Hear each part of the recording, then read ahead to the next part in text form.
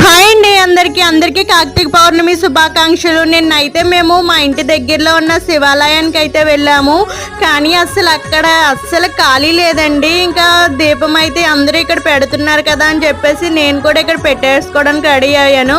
ఇంక ఫస్ట్ అయితే ముగ్గు అయితే వేసేసుకొని ఇంక ఒత్తులకు సంబంధించిన అన్నీ అలా చేసేసుకున్నాను. ఇక్కడ ఇవిడైతే ముగ్గు పిండి అవన్నీ తెచ్చుకుంటాం కదండి, ఆ బాక్స్ అయితే ఎక్కడో పెట్టేసి మర్చిపోయిందంట. ఇంక నన్ను అడిగితే ఇంక నేను ఆ బాక్స్ అయితే ఇచ్చేసాను. ఆవిడ ఇంకా అవన్నీ ముగ్గు పెట్టేసుకొని అయితే వెళ్ళిపోయింది. నా పూజ అయితే కంప్లీట్ అయిపోయిందండి. కంప్లీట్ అయిపోయిన తర్వాత ఇంకా హారతి అయితే తీసేసుకున్నాము. ఇంకా చింటూని కూడా హారతి తీసేసుకోమని వాళ్ళ డాడీ వాళ్ళకి కూడా హారతి అయితే ఇచ్చేసాను. ఇక్కడ కోనేరు ఉంటే కోనేరు దగ్గర తులసమ్మ దగ్గర అయితే దీపం పెడుతున్నాను.